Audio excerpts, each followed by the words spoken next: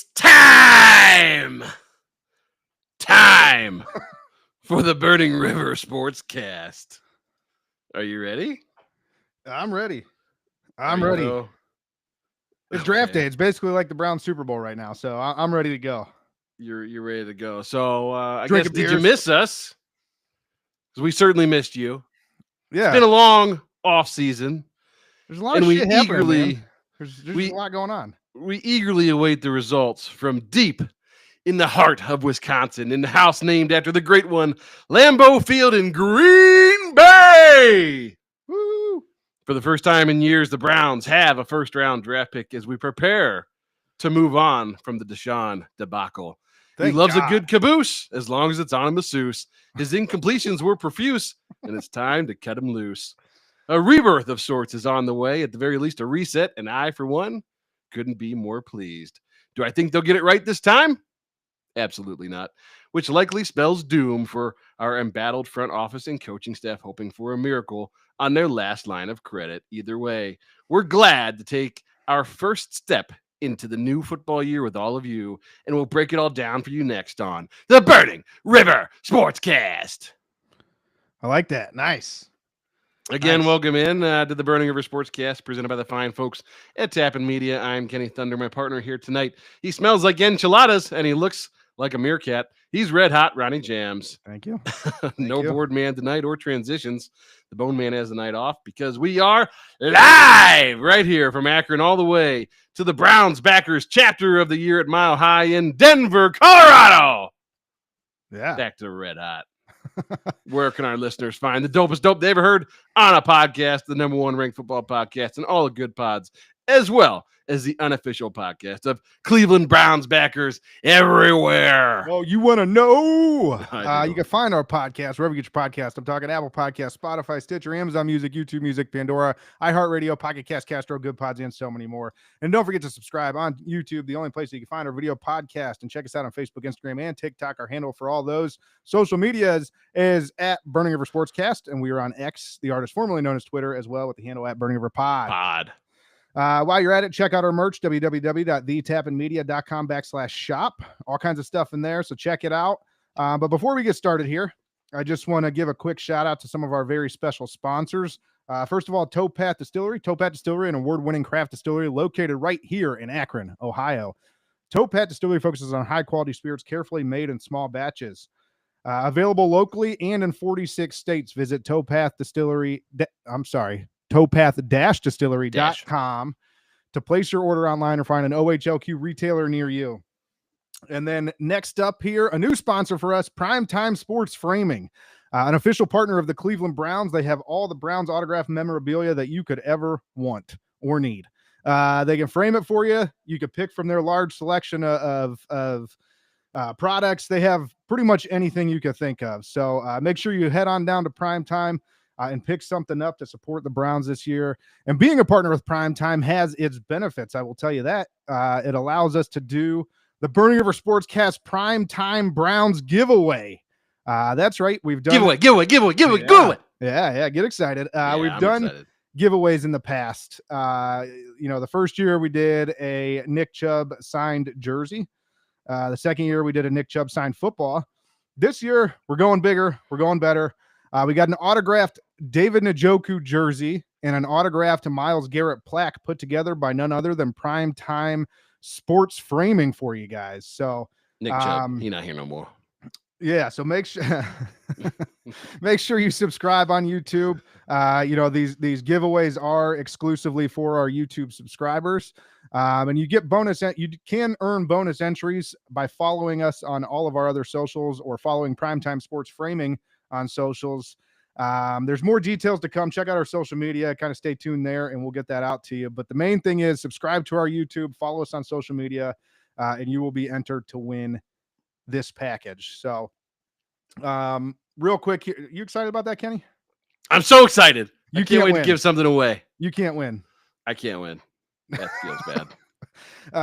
But today on the show, this is what you can look forward to. We got a recap of all the offseason drama leading up to the draft, including trades, free agency, trade demands, comments from the Haslams on Watson, stadium updates, and obviously we'll go over a little bit of the state of the Browns here. And then we'll focus on the draft. We got draft speculation, our ideal scenarios, live commentary when the Browns make their selection at number 2. Hopefully they stay there. And so much more. It's going to be a long night if they trade back. Oh, my gosh. I ain't staying. I'm not leaving. Well, I am leaving, but anyways. So let's jump right into things and get started by reminding everybody to call the Burning River Sportscast Hot Take Hotline. That's right. Don't forget to call and leave your hot takes on the Hot Take Hotline. Remember, these are hot takes. Hot takes. We want hot takes. Put the number up there, Kenny. Hot takes. We want them so bad that I even have a number you can call. Yeah, this is the draft, guys. So I'm hoping to see an influx of calls leading up to the pick, and then even right after the pick, I want people to be angry. In a good way, in a bad way, it doesn't really matter. I just want people to call and let us know how they feel. So again, that number, it's up there on the screen, 330-227-8080, 330-227-8080. Call now, and we will get to as many as we can. Merry football Christmas. Yeah, we got a comment here. Yeah, you too. That's from Cardiac Dogs. Nice.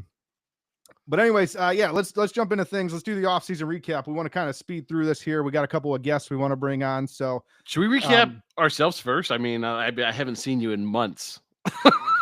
yeah. Let's do it. You start. I mean, I'm not doing anything new, but you did. You got a new day job. Yeah, that's true. I'm working during the day again. Got a W-2, Nice. gotta pay the bills for this monstrosity. Yeah. Well, we welcomed our second child into the world. We now have not only a baby girl, but a baby boy now too. So it's been fun times, a lot of adjustments, a lot of new things. You go from 1 to 2, man, and it's a whole different ball game. Yeah, I just got 1, but mine's gonna beat yours ass, so it's fine. I don't think so. Mine's gonna bring the pain. He's always gonna be a year older. That's fine. He's also gonna lose. I'm gonna start training mine tomorrow. I've already started training mine. No, you haven't. Let's be real. You don't train nothing. I always train. I've been training glutes. I'm down 35 pounds. You do look good. So there's something you didn't update us on that. You got a weight loss journey going on here. You look good. That's true. Trimmer. My wife and I became obsessed with my 600-pound life. So I got a goal. No, you were 600 pounds and now you're 565. We started watching the show and I realized that I kind of do have an unhealthy relationship with food. So we've been on the Dr. Now 1,200 calories a day diet. That's why I got my Diet Cokes here, my Coke Zeros and whatnot. What's it called when you're love bombing food? You just love it so much you just eat it all the time. Yeah, well, that's the thing is I started watching these people and they were eating like 8, 9, 10,000 calories a day, and I started doing the math in my head and I'm like, man, I could probably put away like 3 to 4 pretty easily without really thinking about it. So I've been thinking about it. I'm conscious of it now, what we're putting in the body, trying to fit in some old clothes. So you look good. That sweatshirt, it looks loose on you. I like that. It's a little baggy. I'm starting to get into some of my old good stuff here. So baby steps. Baby steps. Yeah, I'll see you in September when I'm down 100. You getting down to playing weight? Is that the deal? Yeah, I'm gonna get down to 175 pounds. That's my goal. Nice. Yeah, I'll be a little guy again. Thanks a lot, Cardiac Dogs. He left another comment and said congrats on the young one. So no congrats for you. He doesn't care that you lost weight. I'm getting healthy. Well, it's a good thing. I was gonna have to run this by myself when you died. So I'm glad you're figuring stuff out. Yeah. But let's get into Brown stuff here because I want to get through this. Like I said, I want to bring on our first guest, which I better text him and let him know to get ready. So yeah, text him up. But anyways, first thing here, the Haslams, 2 things. The stadium, all intensive purposes, it looks to me from what everybody's saying, and even what like the government officials and everybody else is talking about. It's looking to me like this is pretty much a go. I mean, if you're reading something different, you can let me know. All the grandstanding and saying they're going to lawsuits this and whatever else, it sounds like it's going to go through. Yeah, I think there's still a fair amount of that going on. I think the good thing is, though, I think people have finally acclimated to the idea that this is going to happen. So it's going to be a good thing. It's going to be a good thing for Cleveland. It's going to be a good thing for the city. Ultimately, like, they need to get this thing done. So hopefully we can do away with the nonsense and the back and forth with the politicians and just call this thing a wrap. Yeah. And I can't wait because this is what I'll tell you, Browns fans. I know that Browns fans are up in the air about this thing. They're like, I'm not sure, whatever. A lot of them are like, I want it in the elements. Listen, when this thing's done and you're sitting in that stadium seat in mid-December, and you're very comfortable, you're going to be happy. It's going to be nice. Yeah. Not to mention there's just the whole atmosphere of going to a Browns game now is going to be completely different in a really, really good way. So, yeah. And then next up from the Haslams, they came out and they said it. Swing and a miss. Finally said it. Watson. Yeah, I was shocked that they actually admitted this. Look, I mean, you almost have to at this point, right? You're trying to buy time for Andrew Berry. You're trying to buy time for Stefanski, and they've really shouldered the blame to this point. So it was beyond time for them to speak up on it. And we all know, right? We all watched it happen. We watched this thing blow up and not work, and it needs to be done. So it was good to kind of have them put a book into this thing, even though Deshaun's just out there posting Instagram reels talking about his comeback season. I remember when Johnny Manziel was posting about the comeback season. It's kind of hard to have a comeback season and prove everybody wrong when you're not even allowed to touch the field. Like, there's no way that guy, unless literally every other quarterback on our roster is broken, there's no way that guy touches the field. Which is possible, but we'll wait on quarterbacks. It's Cleveland. We got that. It coming is up. Cleveland. Yeah. So there's that. I mean, I just wish Deshaun Watson would go away. I'm glad that they're just benching him for the last 2 years, and they're like, you just sit the bench now. It's time to cut him loose. Yeah. But anyways, Myles Garrett here, he had his trade demand. We all kind of know about that. My question to you, what the hell was this even about? I mean, he acts like the Browns weren't going to pay him. Like they were absolutely going to pay him the whole time. Yeah, that whole thing just made me annoyed with Myles, to be quite honest. Look, I get that there's a fair amount of posturing and politics involved in this. It's a business, right? But this was just so unnecessary. I mean, to the point where they were he was calling out teammates and coach. Like it got ugly for no reason. Yeah, for no reason at all. Quickly. And it literally, like, he went on like 14 different talk shows and was like, Cleveland sucks. Yeah. I mean, the whole thing just made me annoyed with Myles. Like, at the end of the day, am I glad he's still a Brown? Yeah, sure. Like, he's the greatest defensive player that we've ever had. Awesome. But I mean, when that whole thing started, honestly, I was at the point where I was like, you know what? Like, he's been on the roster how long and how many Super Bowls have we won? I mean, he talked a big game about wanting to play in games that matter. Hey, Myles Garrett, where were you on 4th and whatever it was, 4th and 8, when Chad Henne ran his way into the AFC Championship game, essentially? So listen, we've had a lot of bad times as Browns fans. That play is the single worst moment of my Browns fan career, because we were that play away from going to the conference championship game and potentially the Super Bowl. Yeah, and that game, and there were a lot of things that happened in that game. That game changed the course of Cleveland Browns history forever.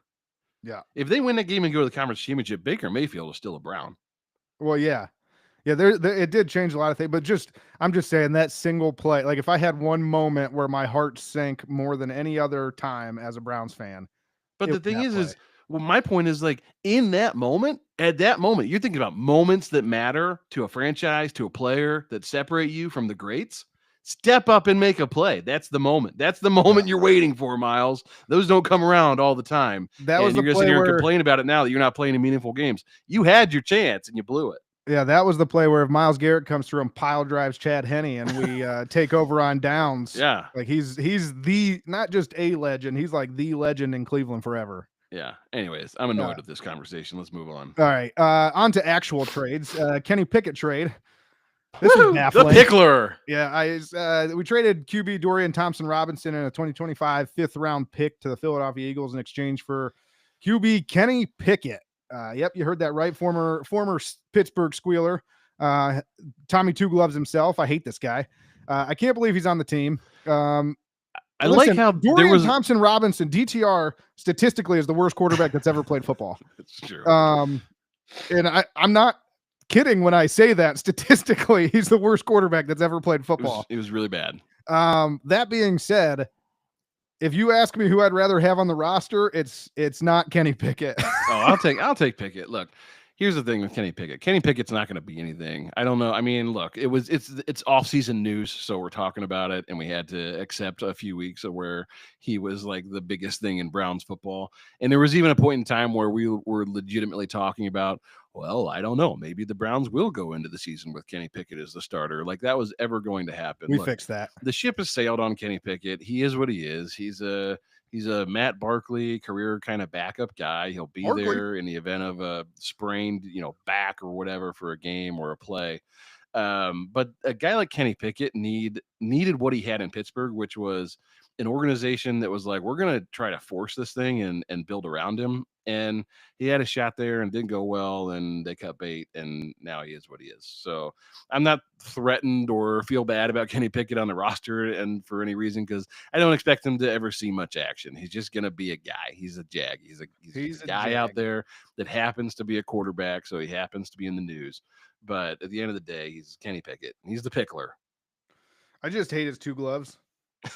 Can the Browns just make it a rule that he has to take one of his gloves off? I mean, he would be better off to kind of transition maybe into like a Taysom Hill role. Like he has some wheels. Like maybe he could be versatile. He doesn't have the size or physicality of Taysom Hill, though. Yeah, but he's close. He could be a poor man's Taysom Hill. Really poor, like dirt poor, like third world country poor. Poverty. Yeah, yeah. But yeah, I think the biggest thing here was just that it was baffling, like why we gave up a 5th rounder for him when there was plenty of other quarterbacks to be had for nothing. Yeah, like Joe Flacco. Right. Who? Yeah, we'll get to that. A good transition there. It leads us to free agency. So far in free agency, the Browns have picked up defensive end Joe. All these names are going to get me, man. Joe Tryon-Shoyinka, offensive tackle Cornelius Lucas. We re-signed Devin Bush. I like that. Defensive tackle Malik Collins. Offensive guard Tevin Jenkins. That's a good one. Our buddy cornerback Anthony Kendall. This one flew under the radar. He's a friend of the show. B-Dub graduate from in Cleveland. He was a special team standout in Tennessee, so good to see him sign with the Browns. Another cornerback Tony Brown, cornerback Nick Needham. That one's a good one. A good depth pickup there. Linebacker Jerome Baker, and then obviously the big one that just came recently here, QB Joe Flacco. Joe Flacco just came recently. Yeah, so Joe Flacco is back on the team, and I know that our show could not be more ecstatic, especially if you're talking about bridge quarterbacks. There's all these different bridge quarterbacks that they talked about, right? But Joe Flacco is by far, to me, like the most exciting one. Yeah, great. Look, here's my problem with the Joe Flacco signing. You always have a problem. Look, Joe Flacco is the best quarterback I've seen play for the Cleveland Browns in my lifetime, period. That being said, this move is a day late and a dollar short, just like the Browns always are, right? Like the time that Joe was here was magical. It was lightning in a bottle. It was some of my happiest, most fond Cleveland Browns memories. He was old then. Now he's ancient. He's older now. He's so old. And do I hope that he can recapture the magic of 2 years ago and be, wacko Flacco out there just doing crazy shit? Yes. The reality is, the probability is Joe Flacco going to win a Super Bowl as a Cleveland Brown, or is there a higher probability that this goes very, very, very poorly? Oh, that's almost a given. And that's my problem with the Joe Flacco signing, is that I have fond memories of Joe Flacco. I don't want to have to hate Joe Flacco because this thing turns into a dumpster fire and we win 4 or 5 games and he throws 30 picks. Like, I don't want to be in that position where I have to dislike Joe Flacco because it goes so poorly. That's my biggest problem with it. So our boy Cardiac from Cardiac Dogs is on fire tonight. He just had Flacco assigned just to keep fans from jumping off the 480 bridge without Nick Chubb signing. I mean, thank God for these guys. They're keeping our show interesting, at least if you're following along in the comments. Yeah. No, I like the Joe Flacco signing just because I'd rather have him than any of these other bridge quarterbacks. Like I was saying, like there's all these bridge quarterbacks that they talked about. And it's like you get Joe Flacco for basically nothing. And that's fair. And look, I like Joe Flacco. I like Joe Flacco a lot, and I hope that he plays as well as he did the last time he was here.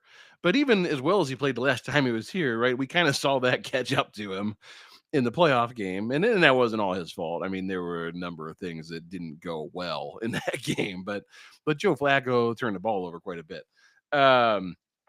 And so it's one of those things where I just feel like we're trying to retread something based on the nostalgia of the moment. And You want my that prediction for Joe Flacco that this year? moment is gone. You want my prediction for Joe Flacco this year? He's going to absolutely swing it for 4 games, and then he's going to get helicoptered and broken in half, and we're going to go 4-12. And then the pickler will come in.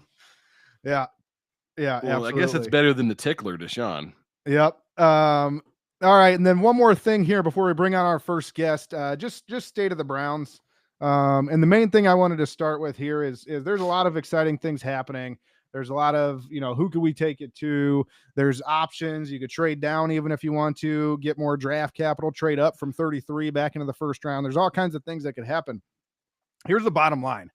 At some point in the next, 72 hours, the Browns have to address the quarterback position, because even with Joe Flacco on the roster and Kenny Pickett and Deshaun Watson, this is probably this is probably the worst quarterback room and basically also if you don't do something, the state of the Browns is poor. It's just bad. But what the Joe Flacco signing did though was bought them time and flexibility, because you're picking at 2, and the conventional wisdom is you have to have a quarterback. So they were going to have to use that on a quarterback. And at least now you can go, if we want to take best available, we can, and we could still pick a quarterback later in the draft, and it could be an early pick in later in the draft, but it doesn't have to be number 2. Yeah, that's true. That's true. And there's actually a few quarterbacks that I like. I actually like some of the mid-round quarterbacks that are out there more than I like these guys that are right at the top of the draft. So, well, look, right, like it's the biggest conundrum in football and in all of pro sports, because we all know if you nail the quarterback, it changes everything for your franchise. And these guys are such a crapshoot that even when you get a first round guy, that doesn't always mean he's gonna work out. Sometimes, and it's more rare. Sure, sometimes a guy like Russell Wilson falls to the 3rd round and ends up playing well for a long time. But it's just, the point is, like, you have to identify the guy that you can build around, that you can put a system around, that's going to work for your franchise. Everybody wants Peyton Manning and Tom Brady. And I think we have to get to a point where those guys are generational talent, and they will change your franchise when you find them. But they're also incredibly rare. So you have to sometimes work with what you have. And all these guys have different skill sets. All these guys have played in high leverage situations and in big games, and have good, pedigree and skills and different combine stats and things.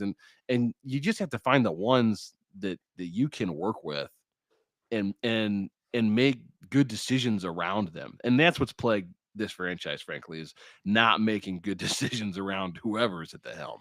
We're primed to make some more bad ones. We're ready to go. Let's get crazy. Let's make some bad decisions, Yeah. And then real quick in the comments here. Yeah, it is weird to say I love Joe Flacco. I agree. But no, you are 100% correct. It is proof that they do need that they know that they need a quarterback in this draft. So, and even this draft, though, it's like everybody's like, listen, just look at Shadur and the talk of him. I mean, he could go anywhere between 2 and 50, and nobody would be surprised. Yeah. So it feels like every one of these guys is being looked at as a next tier guy. But here's the thing: 2, 3 of these guys are going to play next year for somebody, and they're going to be average to good, and they're going to change the franchise that they're on, regardless of whether we see them as next tier guys now. Like there's a couple of these guys, regardless, just by sheer default of situation, that are going to get playing time, and somebody's going to be good. You just got to hope you pick the right guy. Right. So, but yeah, so that's, I mean, that pretty much wraps up the off-season stuff. I mean, we went through pretty quick. Off-season stuff is hard to keep up with. It's there's some other podcasts that they'll try and break news for you and do all kinds of stuff. Guys, we're commentary. We don't break news. Yeah, we're not in that game. Yeah, I got 2 kids now. I ain't got time for news. We're not a 24-hour news organization. Yeah, I just talk about it later. We know our role. We get it. We shut our mouths and know our role. Know your role and shut your mouth. But with that, let's go ahead and kind of switch gears here and get into the draft a little bit more. So, Kenny, I believe we have a guest waiting. If you want to bring on our first guest. Is it time? It's time. It's time for the Burning River Sportscast. It's been guest time for of the that. night.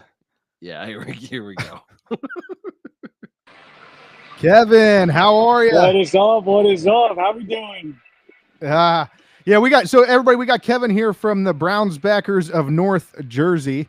And he actually happens to be at the stadium for the Browns draft party. So, Kevin, how are things there? What are the vibes like down at the stadium? I know there's a Journey concert going on too. So what's that all about?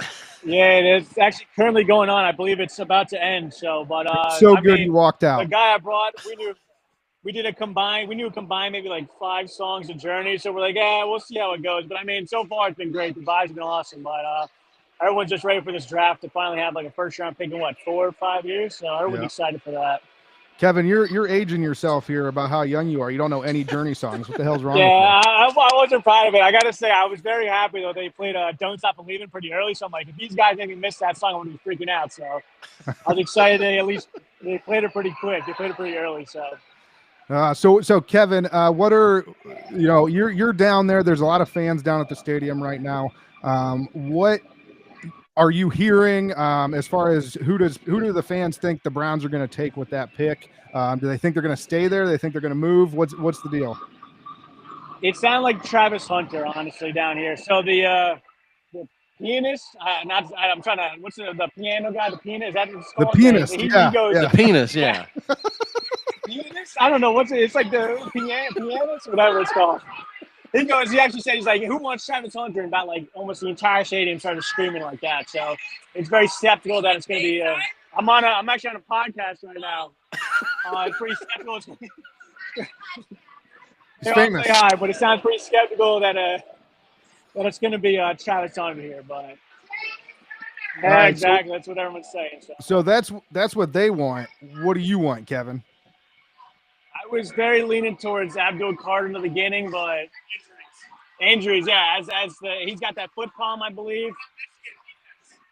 Yeah, that's true. But I was very leaning towards Abdul Carter, but towards it, I'm like, with the signing of Joe Flacco, I looked at what he did with Amari Cooper. I looked at what he did with Njoku. I looked at what he did with Tillman, and I'm like, you put that guy on offense with Joe Flacco, that's a guy that's going to toss up that long ball, and how can you not succeed with that, And I mean, yeah, you can go here and there with the cornerbacking, and especially with the talks now that Greg Newsom's on the trade block for draft day. So, and with the talk like that, who knows what can happen with Travis Hunter, honestly. Well, here's my question, Kevin. So the Browns take Travis Hunter at 2. What's your confidence level that the Browns will find a way to utilize him in his diverse skill set? Just because he's not like anybody else, right? He can play 2 positions. Yeah. Like, what does this look like? Is he coming in red zone packages? Is he playing a lot of DB? Is he playing 15 plays as a wide receiver? Like, what's your confidence level that the Browns are capable of figuring out what to do with a guy like that? So, honestly, obviously from North Jersey, and as weird as this sounds, I was talking with some people that were some Pats fans. And I said, remember the Miami Miracle when you had Gronk lining up in safety? I'm like, maybe Travis Hunter can be like that. Obviously, you're not going to use him all the time, but it's like you fill him in for the spots where game's on the line. You got a guy that knows how to play the safety, knows how to play the cornerback position, when you know how he's going to read a wide receiver and stuff like that.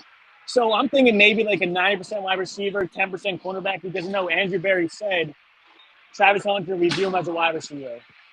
So I'm very skeptical on how he's going to be used in the defensive position, but because he goes, if I don't play both sides of football, I'm not playing football again. Yeah, I Dude, don't. you're finally making your dreams come true. You're gonna play what you want to play. Like, come on. Yeah, that I think that was just posturing by him and him saying like I'm willing to do whatever it takes for the team, more so than anything. But I don't see him playing both ways in the NFL. I honestly don't. Like maybe 20, 30 years ago. But the way these guys train and spend hours and hours watching film and everything else, like there's just not enough hours in the day to do that. How you gonna do it? Nah, that's why I'm like, you use them in the times where you maybe need them. But other than that, I think they view him as just a wide receiver alone. Yeah. Kevin, there's a lot of quarterbacks out there. The Browns are probably going to pick one of them. Who's your guy? Oh, I'm a big Jackson Dart fan. We talked about it when I think we went on the podcast last time we were on, but for some reason I keep drawn to Jackson Dart. I like his composure, everything like that. I was very leaning towards Milrow, but I can be found Milrow if the running back position is also like if it's just a run forward, because Milrow's a good running quarterback. But Milrow's not going to learn from a guy like Joe Flacco. Those are two different kinds of quarterbacks right there. So I think Jackson Dart can be a very good guy. I don't want Tyler Sourdough, whatever the hell his freaking last name is. This guy is 25 years old. Have we not learned from Brandon Whedon? Like, yeah, don't take that guy. I don't want him at all. I'm out on him. But if you were to tell me Jackson Dart's there at 33, you pull the plug, it's going right there, Jackson Dart at 33. But I mean, if Milrow's there, I know Andrew Bear's a big Milrow guy, so I think it could work out. But that's also if we don't know what we're doing at running back. Like if you're fine with having a possible quarterback that can run the ball. Yeah, Milrow would be reconnecting with Tommy Reese too, so it's good speculation there. Kevin, listen, we want to keep you. We would love to keep you on all night and talk to you, but we have other guests that we got to get to. I think we have 3 more guests still tonight, and we got a few things that we need to talk about before the draft starts. So head back in there, enjoy yourself, send us some pictures and videos. Yeah, what do you got? All right, if you won't take it from them, take it from me. Call into the Hot Take Hotline, okay? Call into the Hot Take Hotline. Listen, if you don't listen to them, listen to me. Put the number up, Kenny. I'm doing it. Wherever it's at, throw it up there. My dude. Dude. Hey, gentlemen, it's been a pleasure. Thanks, Kevin. Back in the first round, guys. Have a good one, okay? Appreciate it. Thank you. Am I good? Yeah, you're good. Because you yelled at my dad last time. So. Live Kevin. I had to kick him out. Kevin forgot how to hang up. No, so yeah, I mean, good commentary there. It sounds like the draft party at the stadium's a lot of fun. I thought it was a neat idea. I'd never heard the Browns do that before, so they may have, and I missed it, but I'm a little salty because they stole all of our guests that were going to be on this show. Yeah, we had several alumni lined up, and then they're like, "Sorry, we got to go to the Browns stadium. Got to go to the Browns party." Apparently, the Browns take precedence over the Burning River Sportscast. Apparently, Journey does. Yeah, I don't know. Not for Kevin, though. Real quick, not a big Journey guy. Let's run through this real quick, Kenny. The obvious top guys that they're looking at for potential picks at number 2, right? We got Travis Hunter. We got Shedeur Sanders, Abdul Carter, and then there's the options to trade down or even at one point they were talking about trading up for Ward. I think that's passed. But out of those, who's your guy? Or what's your strategy, I should say? Yeah, look. This isn't your ideal scenario either yet. This is just who you think they're going to take. Yeah, my heart and mind both tell me it's going to be Travis Hunter. There's just too much smoke there.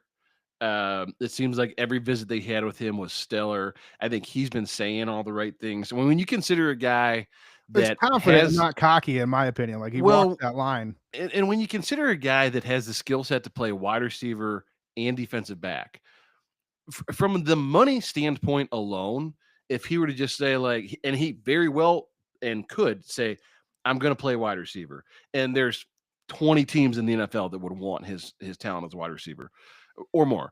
And he hasn't. He's all the entire time has maintained he's willing to do whatever's best for the team.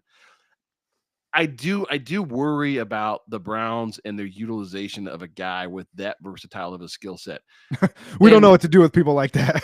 and we don't. And look, I know a lot of that is like the historical basis telling me that they'll screw it up because they never used Josh Cribbs in an optimum fashion. When Terrell Pryor had his breakout year, like they could have done a lot of things with him that they just stayed away from. And they've had other guys that are kind of in that vein, kind of come and go.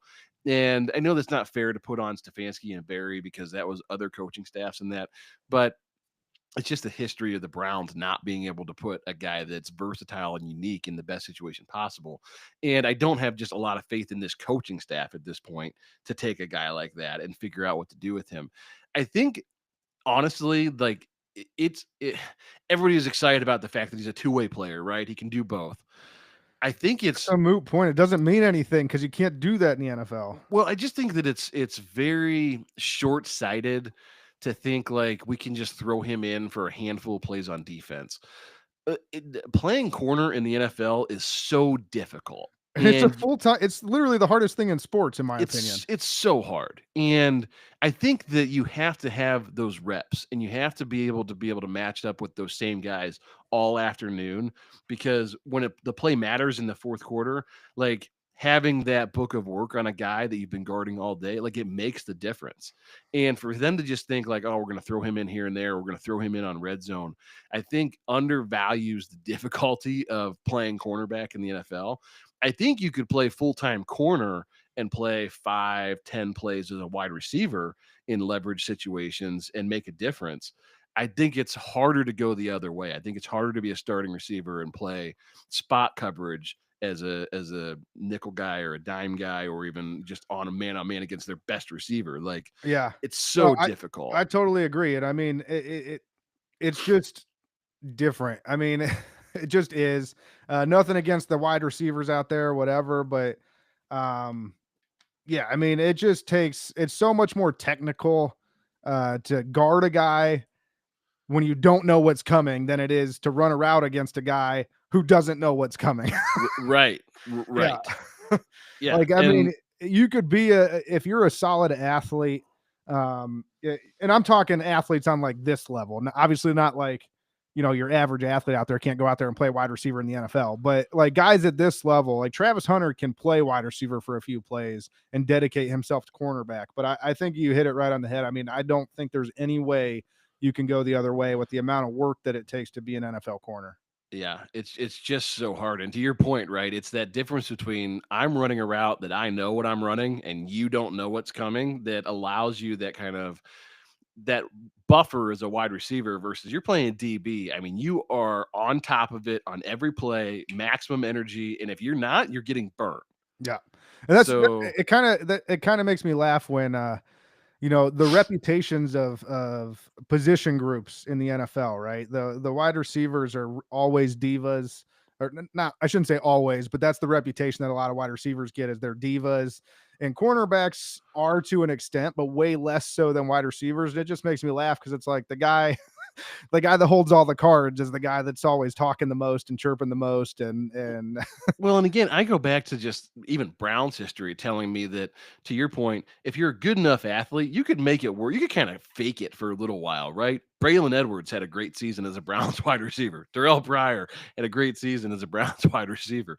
Like, he can show up in flashes like that if you're a good enough athlete. Yeah. That you can't do that as a cornerback. Who was the last corner that had one great year and we were like, yeah, this guy's the best, and then the next year you get exposed so fast in the NFL as a bad coverage guy. You just can't make it. You want to go even bigger names than that? He wasn't even that great here, but Odell Beckham. He had 2 good seasons, and then everybody thought he was a legend forever, and he hasn't had a good one since. Well, I don't know that he cared all that much about football at the end of the day, but yeah. But yes, I just think it's so different, and I just think people don't. It's just underappreciated the difficulty level of that position on the field and what those guys have to do every single Sunday. Versus wide receivers, and not that wide receivers easy, but it's just different, and I think it's so hard to go back and forth. And look, there's a body of work there. He did it in college, so that's fine. But it's just this isn't Colorado anymore, right? This ain't the Big 12. But anyways, Yeah, so you've got Hunter going to him with that top pick. I'm going to have to agree with you. I think they kind of just look at it in the overall level of talent, and they say can't really pass this guy up, and that's where it is. And I'm not even mad about that, right? If they go Travis Hunter at 2, like sometimes it's just you did what common sense tells you to do. You just do the smart thing, right? Yeah. You just do, like, this guy's going to elevate your franchise. How much? That's the question. Will he elevate your franchise? Yes. On some level, the Browns will be better tomorrow if they draft Travis Hunter. Yeah. And so real quick, before we get our next guest on here, a couple comments came in. Greg Smittle said Travis Hunter's a no-brainer at the top. That's kind of what we just said. I mean, he's really the one that because Cam Ward's going number 1. Everyone knows that. So Travis Hunter makes the most sense at number 2 if you're sticking there. And then Greg followed that up with if we pass on QB in first, who are some guys you would take a chance on in the later rounds? You already mentioned Jackson Dart. We mentioned Jalen Milroe possibly reuniting with Tommy Reese, which I don't think is a bad idea. I'm not a big Jalen Milroe guy. I think he's got accuracy issues, and sure, he can run fast, but that's not all it takes. And then, we're biased, but I like Will Howard later as far as a value pick. If you get him in the 4th or 5th, like that's a pretty good quarterback to be getting that late in the draft. So I don't know that he'll fall quite that far. I'm just saying, as far as guys that are going to be back there that you could potentially snag later. Yeah, look, I mean, the Browns are at 2 and 33, so you have a lot of flexibility to do a lot of different things. I love the idea of if a guy like Shedeur falls and you could pair Shedeur back with Travis Hunter and get both of those guys at the end of the day. I'm totally okay with that. Look, I know there's a lot of talk about Shedeur. People don't like him because of who his dad is and just everything that comes with it. But I look at a guy that if there's anybody that's ready for the NFL spotlight and to be a starting quarterback, and it's a guy that's been around the NFL's entire life, guy that's grew up like he was baptized in it. He is ready for that's that. fair. And everybody acts like the drop like he sucks. I'm like he's not terrible, like immeasurably, like you can say by like all, his by arm all isn't as metrics, strong as others and things, but like he's a good player. He's a good by all athlete. the metrics, he actually graded out as like one of the top prospects in years. Yeah, so like he's not terrible. He's not bad. Like no, I don't know that he'll fall quite that far or that they'll be able to make a play. But look, again, you have a lot of flexibility. They have a lot of draft capital. It wouldn't, even if you wanted to try to move into like the end of the first round, if he was still there. I like that idea of bringing those guys back together because you have instant chemistry there. And I think that he's embattled. He's ready. He's ready to be a starting quarterback in the NFL. Yeah. Yeah. So with that, Kenny, do we have a guest waiting here? We got all the guests waiting to come in here. Which one is next on the list? All right. So next up, guys, we're going to bring in Cliff Colson from Chapter of the Year Mile High Browns backers. It's time for Cliff. Cliff, how are you? Hey, can you guys hear me? I can hear you. Yep, we Excellent. can. How you doing? Pretty good, doing excellent. Doing excellent. It's been a great day here at Mile High. Yes, but you guys are out at Stoney's, right? But you're at the other location because there were some conflicts. There were some conflicts, something to do with some NBA franchise and some NFL franchise. I don't know. They gave me a bunch of crap about not listening. I wasn't really paying attention. Yeah. So, Cliff, being at Stoney's, though, you guys do have a watch party going on. Are you able to swivel around and show us what's going on? We're pretty low right now at this point. Okay, here we go.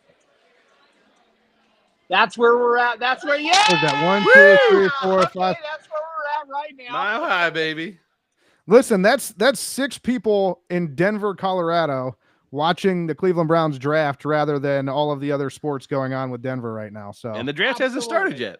Yeah. Yeah, and it hasn't started. And holy cow, we might spend the entire evening sitting here waiting for another draft pick. That's true. Don't say that. Yeah, I don't want to, so don't say it. But that's true. You don't? I don't want to sit here and wait for another. Oh, I thought you meant they were just going to trade number 2. I'm okay if they we're get a not, second no, first we're rounder. not trading number 2, but we talking will about move trading back up, in. Nah. trading back into the first round. Yeah, I I'll kinda watch don't for want them to do that either because I mean we'll talk about scenarios here in a minute. I'm not Okay. totally against it. I just know the last like 4 times we've done it, it's ended horribly. Okay. Yeah. Okay. Oh, Definitely you guys are don't so get fun. to pick. Definitely don't move up to pick 22. So Brandon Whedon! Yeah. Johnny Manziel, Brandon Whedon. Oh, yeah, what was the other Johnny. one? Yeah, I forgot about him at 22. I still have faith in Johnny. He might still make a comeback. Third one. Who was the third one that was at 22 that was really bad? Was Deshaun? When was Deshaun Kaiser picked? I think that might be it. I think it was He Kaiser. was a third round pick. Was he a third rounder? And we said, let's you're right. start him Yeah. now. No, there was a third one though that was really bad at number 22 for the Browns. So, but either way, yeah. So Cliff, what I know you've been kind of polling the chapter out there to see what they Brady think, Quinn. as far as where they're who we should take. What's the consensus? The consensus right now is with the online. It's Hunter. We got I had Hunter. 1 pick for Carter and 1 pick for trade down at this point. Okay. The consensus, I got to tell you what my son wants to do. He wants to take Travis Hunter and then move up after, if New Orleans does not take Shedeur, move up and go get Shedeur. I was just saying that. I'm good with that. Kenny said he's baptized by fire. Yeah. Cardiac Dogs our boy over at Cardiac Dogs let us know is Brady Quinn. That was the guy. Yes. 22. God, I have a story about Brady Quinn and my daughter, but that's another story. That sounds dangerous. That sounds like we need to hear this right now. Okay, her freshman year in high school, she talks to me at a week before the draft, and she goes, "Hey, Dad, could the Browns draft Brady Quinn?" And I'm like, I have no clue if they will or not, but why do you ask about Brady Quinn? Oh, he's so freaking cute, Dad. That was kind of the response. That's when they're probably not that great at quarterback. But he was so damn good looking. So, anyways. Yeah, I mean, great. you even look at like the GOAT. Let's go with the top 2. Tom Brady, he looks okay now, but he's had a lot of work done. Coming out, he looks like a foot. He had to lose that baby weight. Yeah, coming out of college, you look like a he foot. did, yeah. How many highlights have you seen this past week of Tom Brady doing his 40? Yeah. Oh my God. Dude, seriously though, like no disrespect to Tom Brady, but coming out of Michigan, and I especially hate him because he came out of Michigan, but he legitimately looked like Shrek. Yeah. Cliff, I got a serious question. How come I just started? How come I'm thinking of All-Star and whatever the name of that group was? Anyways. Cliff, I got a serious question just because you're out in Colorado, so you probably saw a little more of Shedeur and even Travis Hunter than a lot of us. I mean, just being the fact that they were probably at local games for you.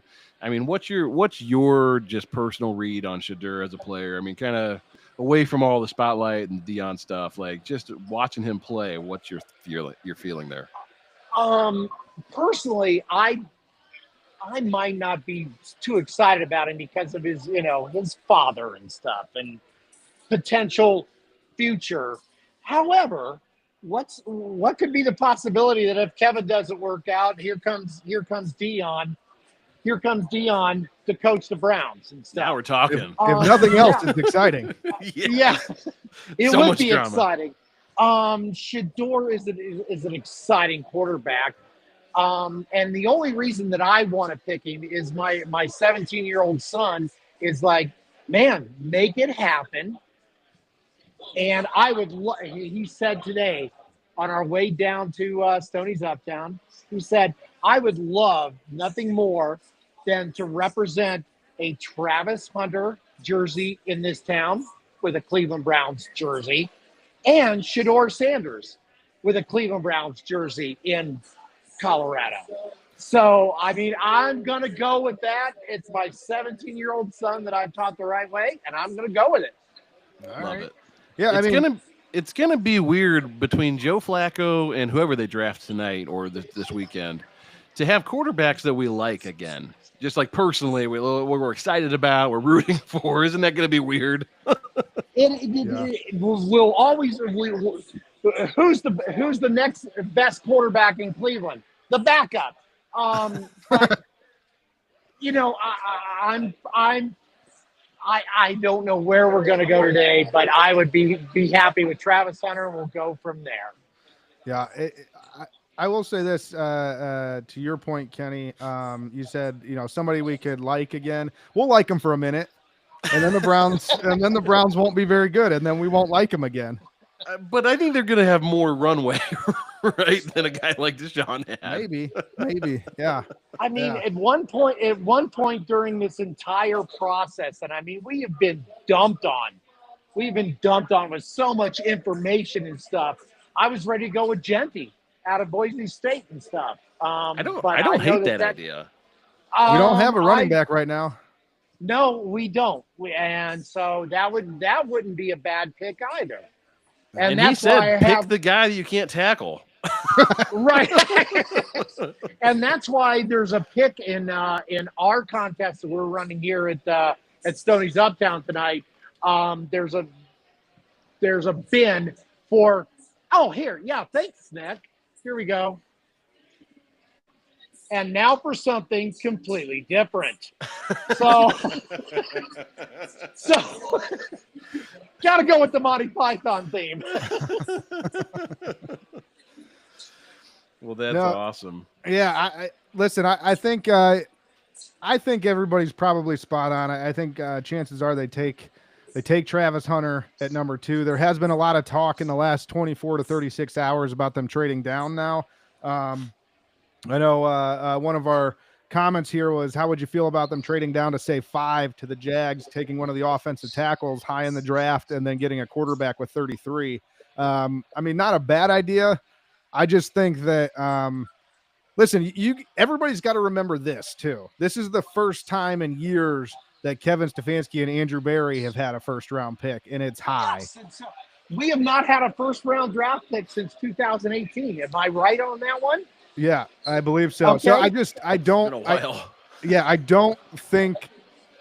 don't buy the fact that the strategy is going to be to trade down when they finally have, I mean, basically gold to play with, being the number 2 pick. So there's so much good. They could, let's face it, the Browns control the draft right now. I mean, am I? It's the only thing we control. Oh, you guys are so positive. We're just realistic, Cliff. By the way, Cliff, I like that you went very formal here in your Clifford Colson tonight. Am I what? Your Clifford Colson on your name tag there. Yeah, I like that you went formal on us and you went full name. That's good. Yeah, I went full name. Well, if I went full name, there wouldn't be enough spaces to put it in there. So. Cliff, I would be remiss if we didn't ask about the chapter of the year celebration and just everything that went down there, just to give us a sense. We wanted to make it out. We couldn't, though. Yeah, we would have loved to have been there, but it looked like an awesome party and just well-deserved for your guys' group. It was a fantastic night with the chapter of the year. We had Joe Schobert. We had Bridget from the game day host at the stadium and stuff. It was just super fantastic. It was one of the best nights of my life. I mean, a goal that I've shot for a long time, and it happened. And so I was super stoked. Right up there, just above, the birth of your children and getting married. 3. Married 1, birth of children 2, chapter of the year 3. This is a guy that's been married for a while. He knows. Yeah, he knows this place. Over 30 years. Yep. He knows. Well, listen, Cliff, we would love to stay on and talk to you all night. We got one more guest we got to try and get to here before the Browns, before the draft starting like any second, before the Browns get up to pick. So we will be in touch soon.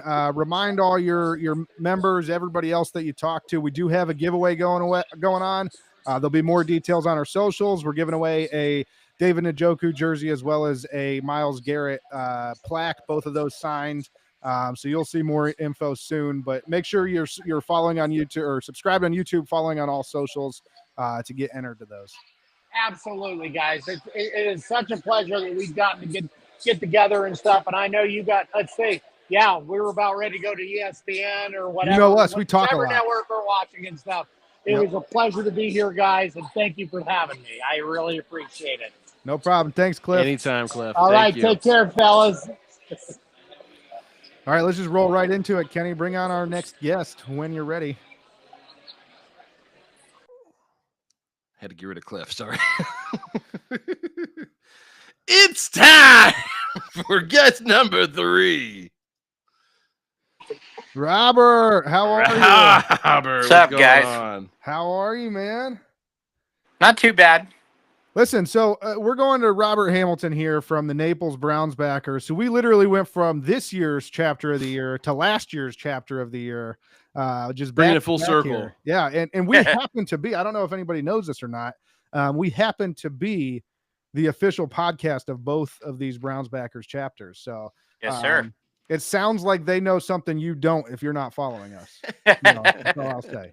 Robert, spin your camera sideways. Better? That didn't work. That did not work. I don't know what happened there, but anyways, just keep it this way. No, Sorry, I'm on my phone. Oh, you're good. I like your setup back there. He's losing and he can't stop. Robert, I love the setup. I know you're at home tonight because you couldn't be in with your chapter. I believe your dog had surgery or something along those lines. She had some seizures, and now she has to be medicated. My wife's out of town, so. We get it. Listen, you take care of the Browns backers chapter down there. And then, we're all part of the dog pound. You're also at home taking care of your dog. So, you're just doing everything here. You're a jack of all trades, right? Trying to. Yeah. So, no, but we appreciate you joining us, Robert. What not a problem. What do you think is going to happen tonight? I mean, I know we've kind of talked and we're trying to see what your club thinks. What does your club think is going to happen at 2? And what do you think is going to happen at 2? The club and I are on a consensus that it's going to be Travis Hunter. Yep. But I am also still scared because they just said that the Browns are keeping their phone lines open until they're on the clock. So I don't know. I heard stuff rolls in. I heard something on the radio today that Jacksonville's going to offer them their entire draft for the number 2 pick. So we'll see what They happens. keep saying Jacksonville's very active, so we'll see. So Listen, that would be one thing I would take for number 2. Their entire draft, I'm in. yeah, I mean, I guess they're trying to pull a Mike Ditka with the Saints with Ricky Williams. So It worked out well for him. yeah. He lost his job and yeah. Yeah. So. No, so Robert, I know obviously, like I said, you're at home right now. Did you guys have a good turnout? I know you're in touch with your officers over at the watch party. Not really. It's a pretty low attendance tonight. I know they're all there having fun, but unfortunately, not too many people wanted to go out. I love the candid response, Rob. You can always count on Robert Hamilton to be totally transparent with you. Hey, I'm gonna be honest with you. I could lie and say the bar's packed, but it's not. It was the perfect opportunity. We couldn't even see. Right. No, we appreciate that. I mean, we know everybody's watching these watch parties. The fact that you guys even get a handful of people out to these watch parties is phenomenal. It's the dead middle of the off season. Oh yeah. And people are still watching the Browns down in Naples. So yeah. I want to say there's 20 there. Is what my last head count was before I went on with you guys. We were hoping for like 40, but 20 is good for a Thursday night.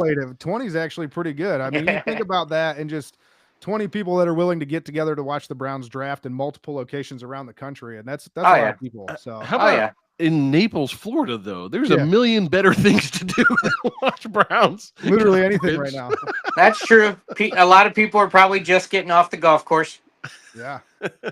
Yeah. So you said you're in consensus with the club. You think it's going to be Travis Hunter.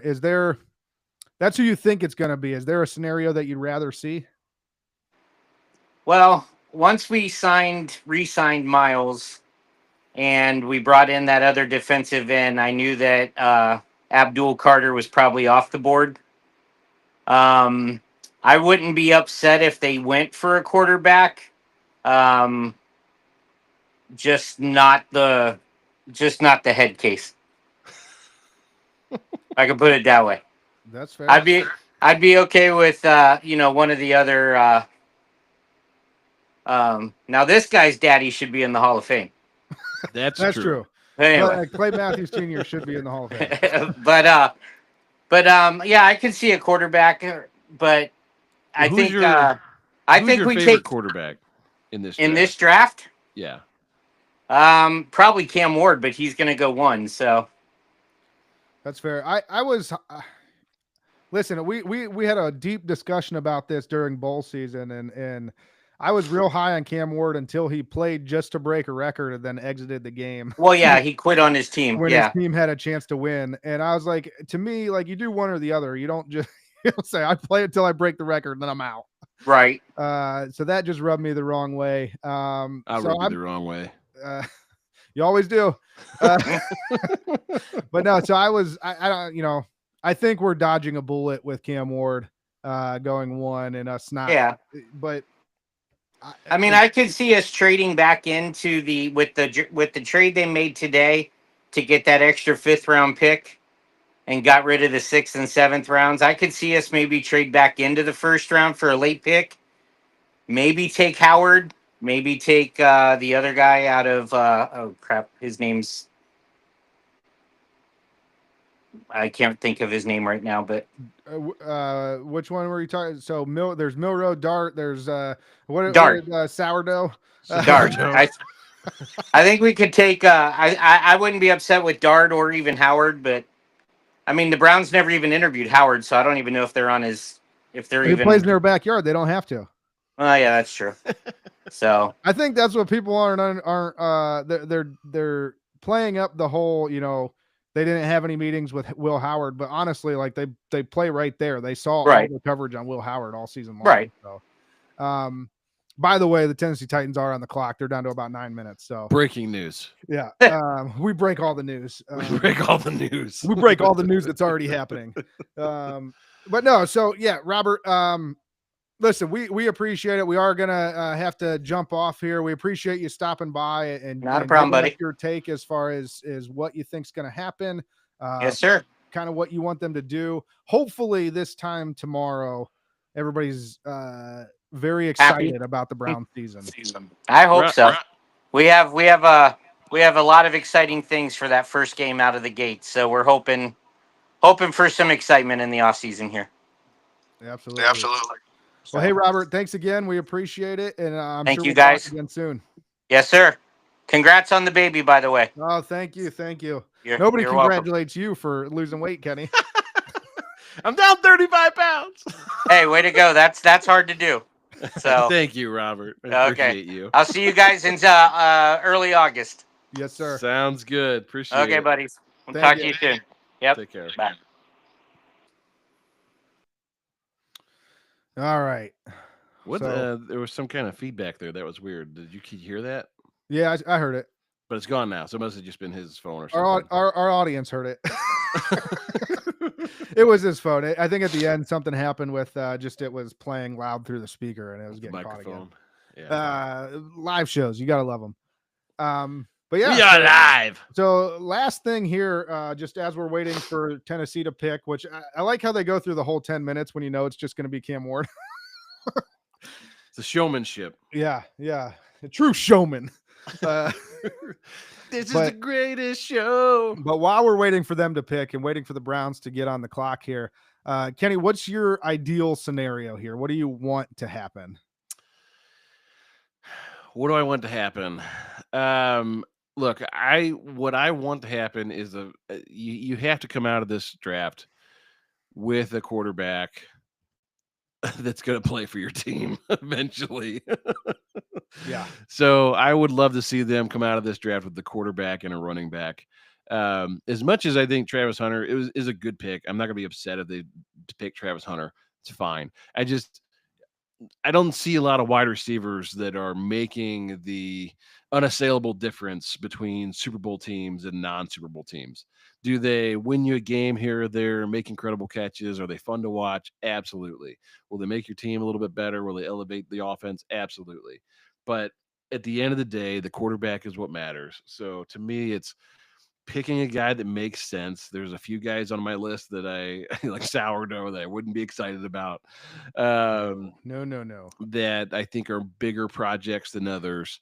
Who was that? Kevin, I think hit the nail on the head with that one. Like as soon as you tell me the dude's 25 or 26 as a rookie, I'm out. Yeah. I mean, my ideal combination would be to walk out of this first and Don't worry, second round. Tennessee's informing their pick that he's going to be the number 1 pick, whoever that may be, Cam Ward. I wouldn't mind seeing them trade back from 2 slightly and still pick up a guy like Ashton Genty and then get a guy like Jackson Dart, maybe trading back into the first round late. I'd love to see them come out of this draft with a quarterback that I believe in and a stud running back. I think that it resets the franchise. That would be my ideal situation. Yeah, what about you? No, and I like where your head's at there.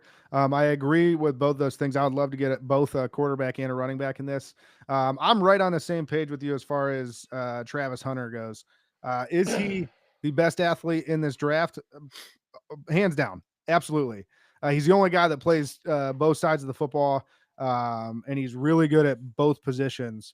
However, like you said, I just don't see those guys. I don't see those guys making the unassailable difference. I don't see, especially at wide receiver, which is what Andrew Berry keeps calling him, as a wide receiver. Like at the end of the day, we still don't have that great of a quarterback. So what's a wide receiver going to do for us? Is it going to add very many wins? Probably not. Even if you have Joe Flacco slinging it and playing at a fairly high level, it's still probably not adding too much to the team. So, well, and the thing is a good quarterback elevates those around him, right? When Joe Flacco was playing so well, he made Amari Cooper look like the second coming. And not that Amari Cooper is garbage, but like he's not Justin Jefferson. He's not a top tier guy, right? Top 5, top 3 wide receiver in the game, but he was playing like one when Joe Flacco was slinging the ball to him. Yeah. And on the flip side of it, if you do say he's going to be a cornerback, well, the Browns, even with Newsome being on the block, the Browns are already fairly deep at cornerback. And do you really need a cornerback at number 2? Like, I don't think so. So, yeah, as much as I think it's going to be Travis Hunter, do I want it to be Travis Hunter? Probably not. My ideal scenario is actually what our buddy here from the Cardiac Dogs laid out, and it's to Brady trade Quinn. back. We know the Jaguars are hungry for a top 2 pick. Trade back with the Jaguars, get one of these top tier either offensive tackles or even if it's another edge rusher or top defensive player, get one of those guys with your top pick. And then you still have the assets to trade up if you have to, if you think your guy's going to be gone to that like 25, 26 range. And I know I said I don't want to do it, but if it's only a few picks like that, and that's what it takes to get the quarterback that you want in this draft, then I say go do it. And it could be Jackson Dart. It could be Jalen Milroe. I don't really care. Not that high on Jalen Milroe. I think it's his athletic ability is taking all the hype here. But I would rather have Jackson Dart if they move up, even if they stay at 33. That's my ideal scenario.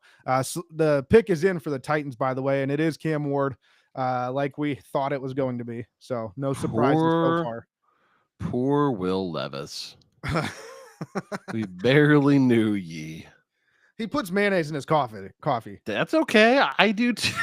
No, you don't. No, you don't. I would though, because I love mayonnaise. But yeah, so that's my ideal scenario is you take the Jaguars for all they're worth, take their whole draft, take a first round pick next year, whatever you get. Browns trade pick. Oh no. It's happening. Did they trade it? They traded it. No. The Browns trade the pick. No. Wow. Go to 5. I was not expecting that. They traded with Jacksonville. My ideal scenario is happening. I was not expecting them to do that. I'll be totally honest. I really thought the thought process would be we got to pick a guy that we can't miss on because we're picking 2, and Travis Hunter was probably that guy. All right, so I am shocked, Cotton. we have traded with Jacksonville. Have they announced what the actual trade is yet? They have not.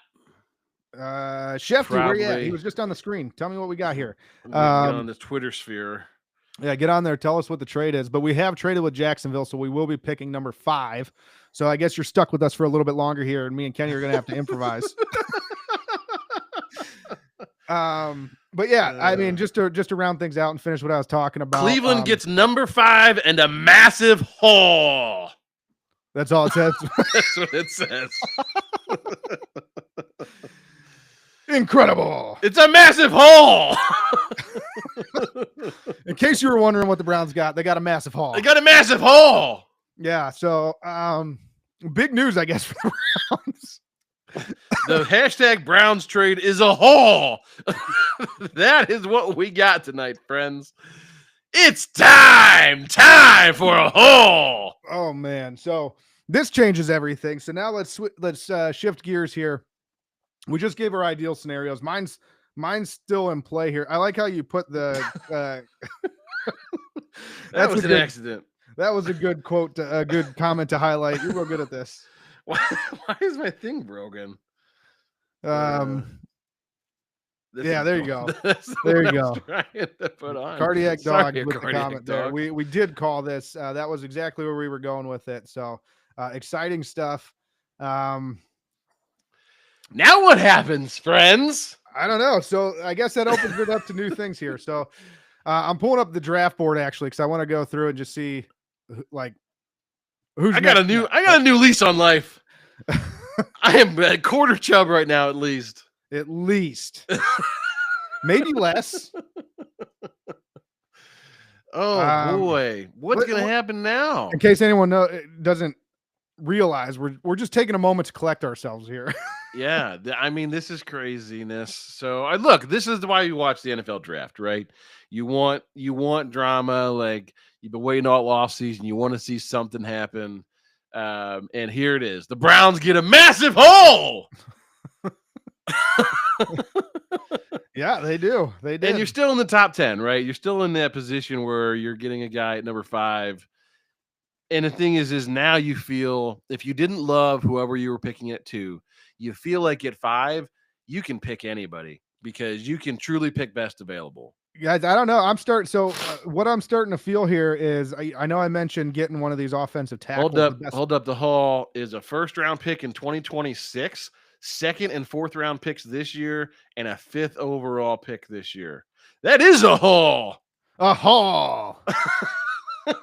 We had to give up our 4th round pick though, so it's just a 4th round pick swap and then a 6th round pick next year. So I'm disappointed in the Browns that they gave up anything else.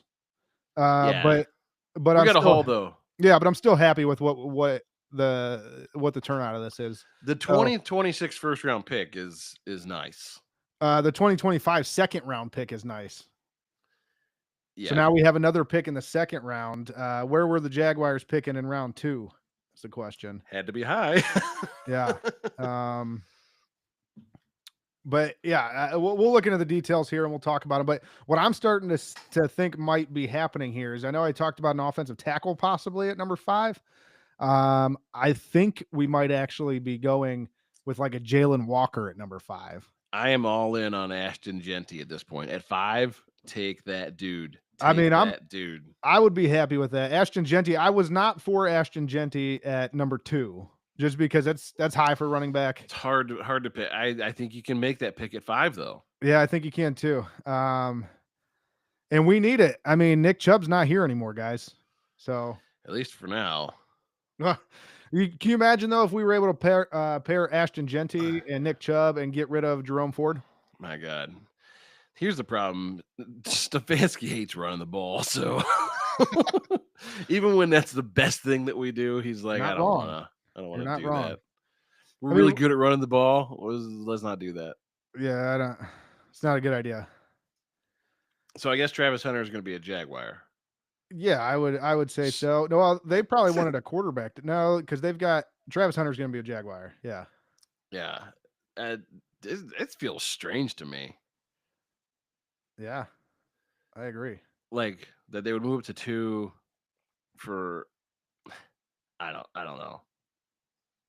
They must really think that Trevor Lawrence can elevate this guy. Well, not even that he can elevate him. Hopefully That he can Travis elevate Hunter Trevor can elevate Lawrence. Trevor Lawrence. That's what I meant. I Yeah. misspoke. It was the other way around. Yeah, I don't. Mind-boggling that you would give up that much to move up a couple places to get Travis Hunter. To be honest with you. Well, I mean, look, he became all of a sudden, and it was weird because it just like out of nowhere, he became like the can't miss guy.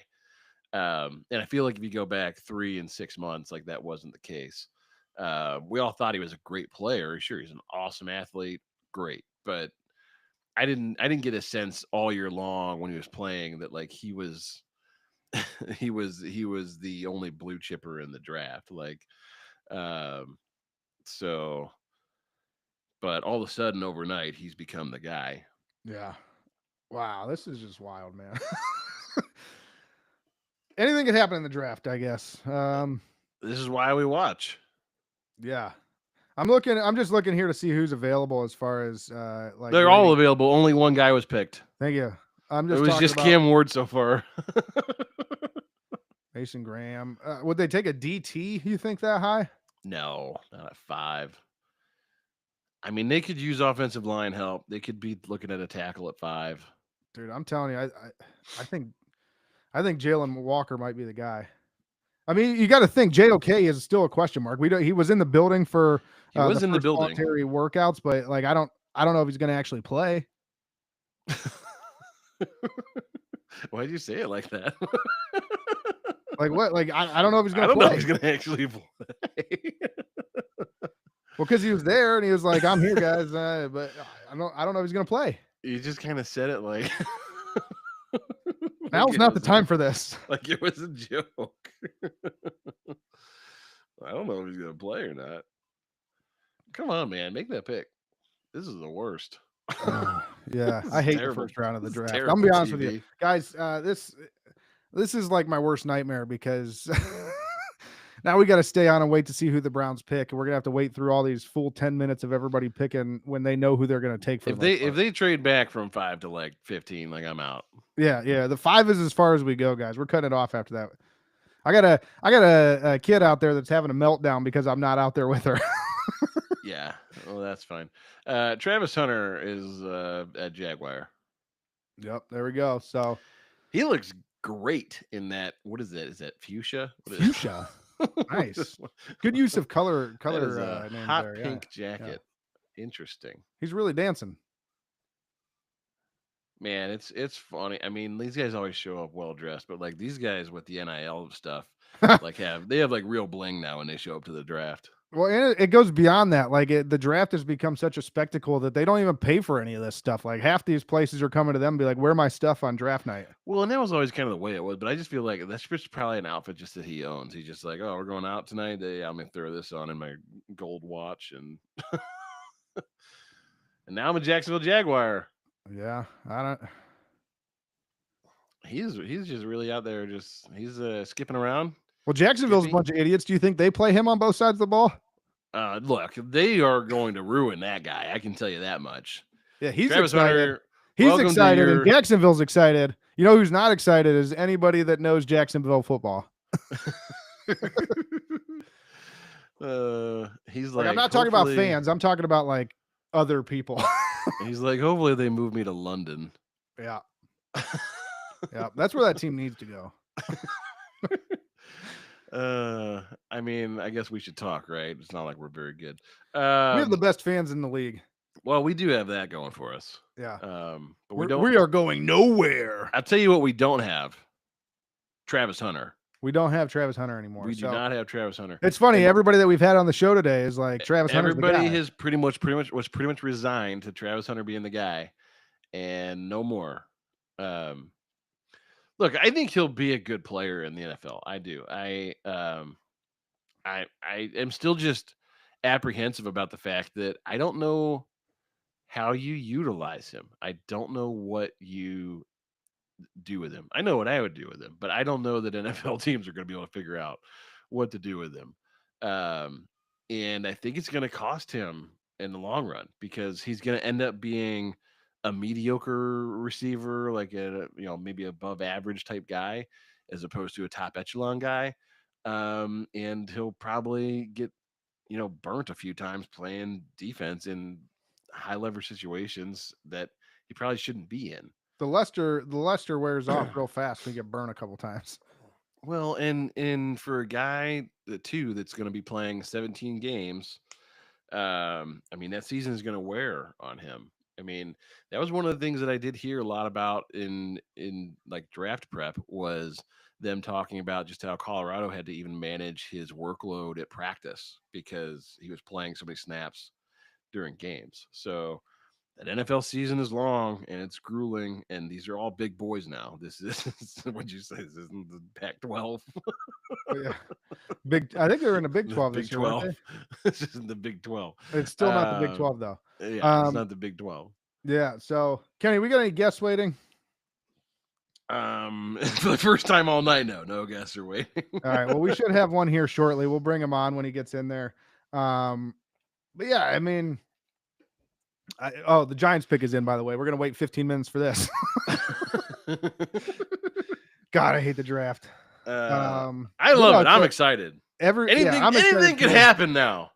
Yeah, I'm excited too. Everybody's been all night. The consensus was Travis Hunter, but I'm with you. I didn't think there was any way you trade this pick when it's the not only the first round pick that you have as the GM and head coach of the Browns together, but it's the first like top 5 pick you have.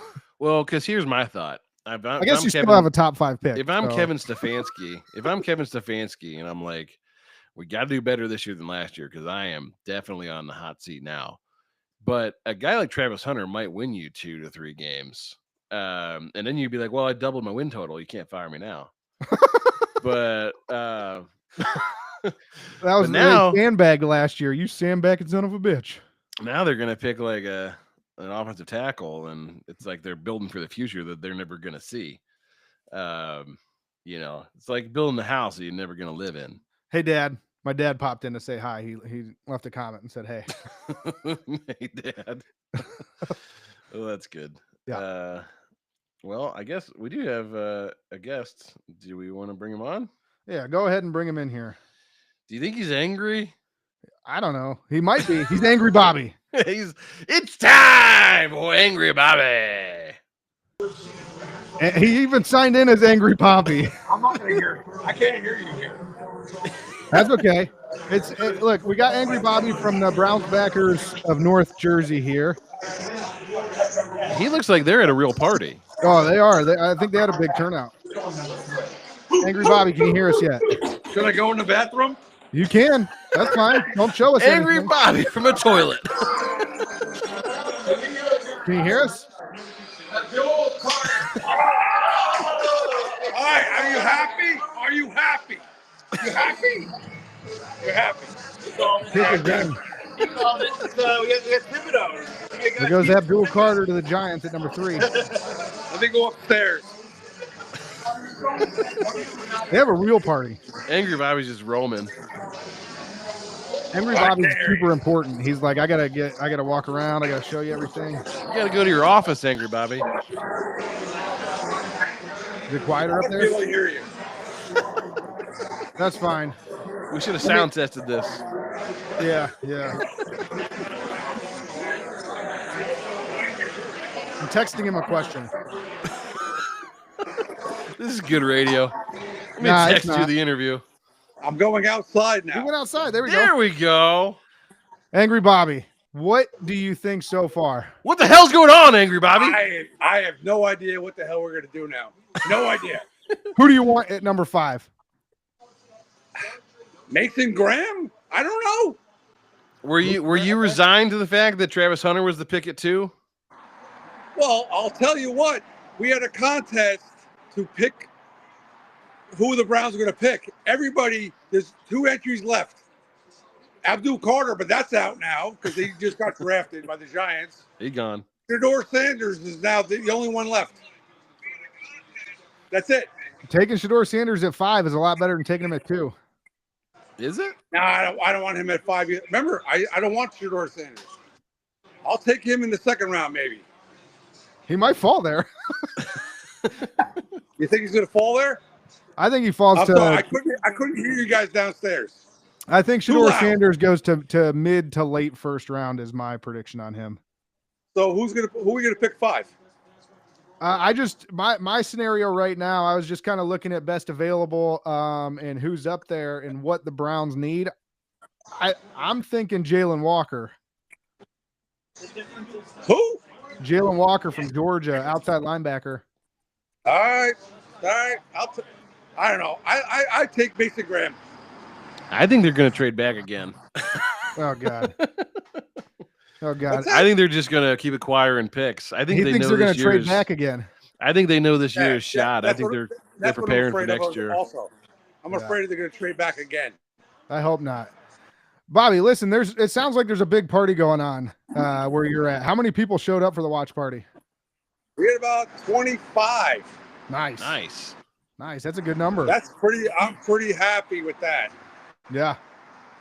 Is everybody Pretty looking at happy. you just as soon as they're just waiting there? Like if Bobby gets angry, we all get angry. Well, I just don't want to miss the pick. What pick are we on now? We're on number 4. They're still interviewing Abdul Carter. Yeah. All right. The pick is in for the Patriots though. So listen, Bobby, we can let you go so you can get back in there and watch it. It's coming up. We're about to be on the clock, so we'll let you get back in there. We just wanted to check in with you. And we were gonna see how you felt about the pick, but we don't have a pick yet. So No, we're not on the pick yet. And K-Dog was on a long time there from the freaking draft. well, he got to talking and you know how that goes. How's come he doesn't know any Journey songs? What's that? How's come he doesn't know any Journey songs? I don't know.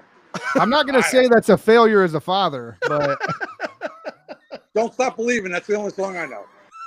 no. Angry Bobby doesn't know Journey either. Oh, sure. I'm a Cure guy, man. I like the Cure. Okay. Fair enough. Fair enough.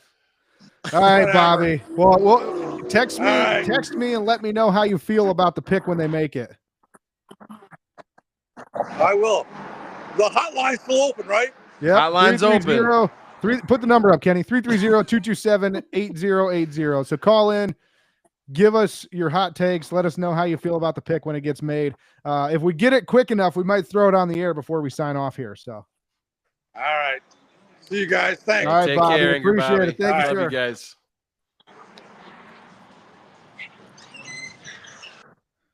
We should have just let it roam with him. For as long as I was thinking about it. I can bring it back. Yeah, that was another club that we are the official podcast of, another Browns backers chapter. We are the official podcast of. So Angry Bobby up in North Jersey. I wasn't sure what we were gonna get this late into the draft party, Yeah. Well, I mean, the good news is that he was still able to talk. He was good. So Yeah. I would have liked to have he him wasn't on even longer, that but angry yet. No. There's not much to be angry about yet. We only went back 3 spots. We're still in the top 5. We got a haul. We got a hole. That's what they say. Who are they? I don't know. Everybody. Yeah. But we did get a haul. So my money right now is we're between Armand Membu, I think, or Membau, or Jalen Walker. That's who I think I think one of them ends up on the Browns. I wouldn't be surprised with Genty, but I don't know if they're gonna take him at 5. I did receive a note that said, I think that might be the most Cleveland Browns thing I've ever watched. That is from a young Browns fan. What, that interview? No, just the fact that we traded back didn't get Travis Hunter at 2. Yeah.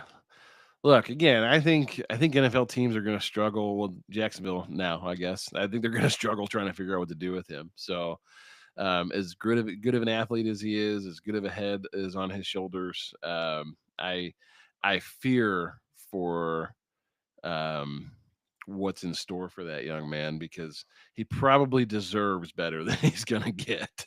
Yeah, I agree. Kevin, speaking of K-Dog, here's a funny story for you. So we're setting up our guests for the show, right? And in case you didn't know, I mentioned both of them are from the Browns backers of North Jersey. Angry Bobby is Kevin's dad.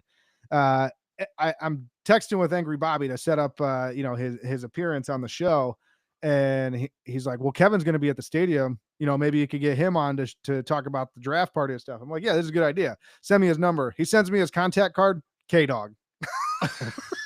That's how he's in his phone. Yeah, he's in his dad's phone as K-Dog. So I thought that was pretty funny. But yeah, Kevin just texted me and he said he thinks it's going to be Genty now. God, I hope so. Dude, if it's Genty, I'm going to... Listen, we had something to be full chub about for all these last few years, and now I will be full mast.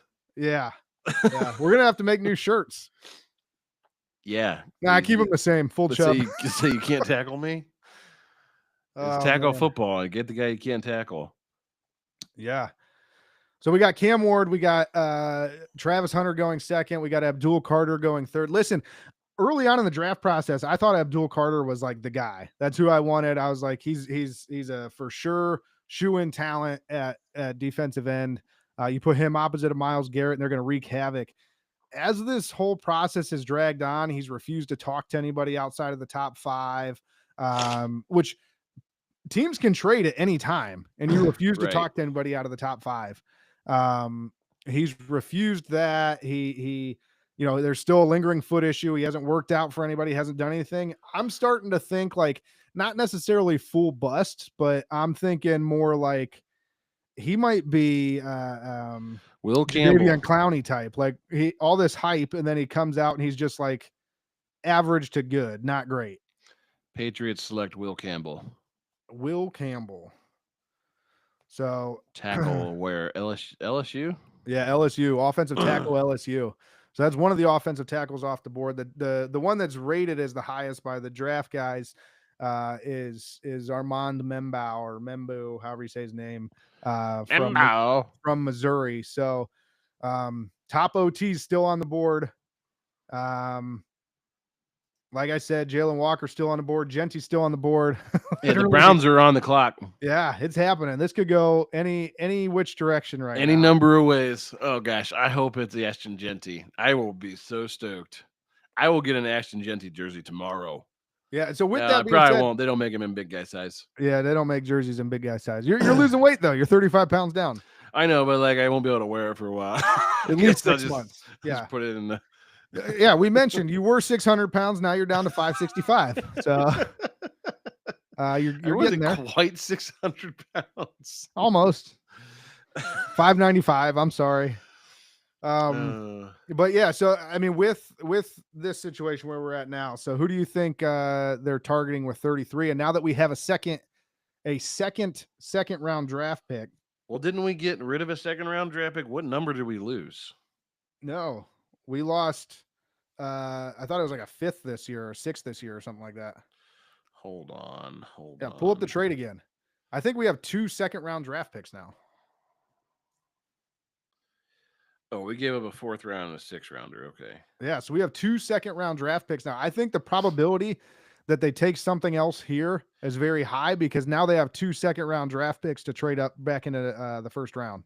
We have 33 and 36.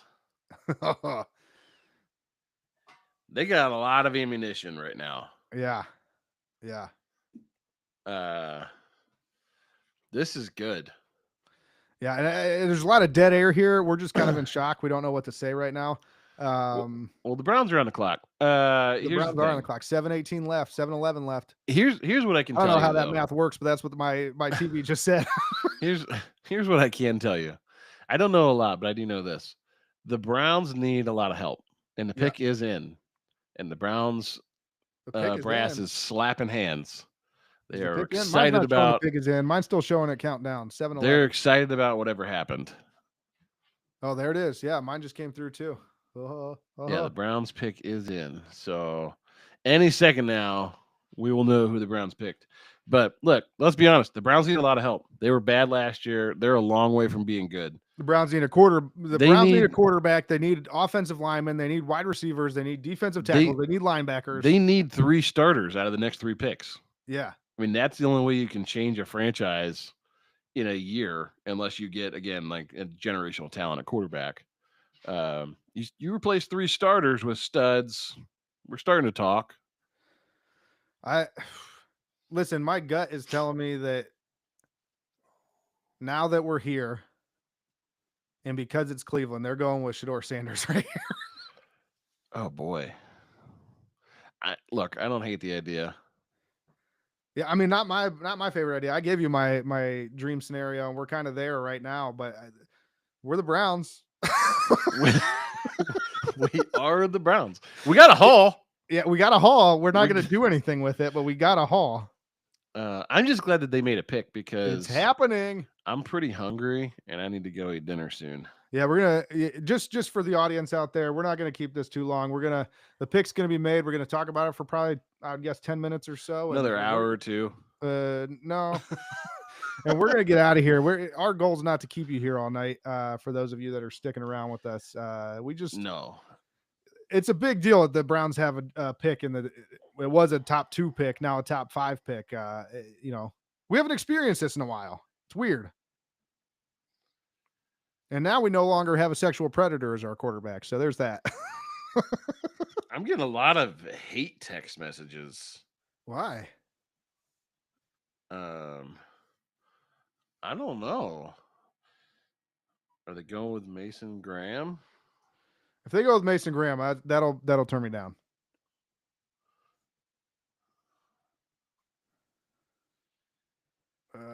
Silent. The Browns are going Mason Graham. Per sources.